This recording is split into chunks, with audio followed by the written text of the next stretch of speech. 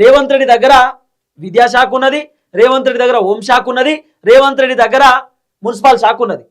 అయితే ఈ మంత్రి పదవులు వేరే వాళ్ళకి ఎప్పుడు ఇస్తారు, మంత్రివర్గ విస్తరణ ఎప్పుడు కంప్లీట్ చేస్తారు, మంత్రి పదవుల్లో ఎప్పుడు భర్తీ చేస్తారని చెప్పి శ్రీధర్ బాబును మీడియా వాళ్ళు అడుగుతారట.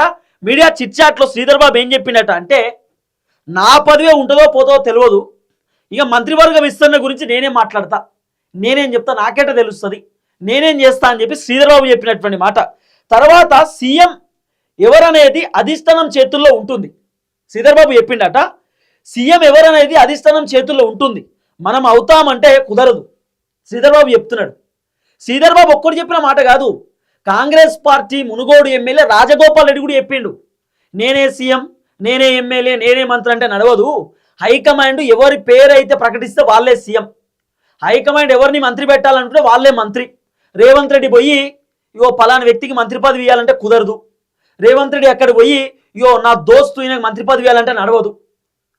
ఎట్లా అనుకుంటే అట్లా చేస్తారు హైకమాండ్, హైకమాండ్ అనుకున్నట్టే నడుస్తుంది, రేవంత్ రెడ్డి అనుకున్నట్టేం నడవదు అని చెప్పి చాలా క్లియర్గా కాంగ్రెస్ పార్టీ ఎమ్మెల్యేలు చెప్తున్నటువంటి మాట. సో ఇవన్నీ చూస్తుంటే ఎందుకో రేవంత్ రెడ్డి సీఎం పదవి ఉంటుందో పోతుందో అనిపిస్తున్నది.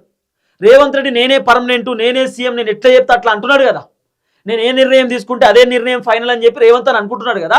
శ్రీధర్ బాబు, కాంగ్రెస్ పార్టీ ఎమ్మెల్యే రాజగోపాల్ రెడ్డి వీళ్ళు మాట్లాడుతున్నటువంటి మాటలు చూస్తుంటే మంత్రి పదవి ఉంటుందో పోతుందో తెలియదు, ముఖ్యమంత్రి ఎవరో తెలియదు. 2028లో మళ్ళీ కాంగ్రెస్ అధికారంలోకి వచ్చిందనుకో, మళ్ళీ రేవంత్ రెడ్డికే సీఎం పదవి ఇస్తారో ఇయ్యరో తెలియదు.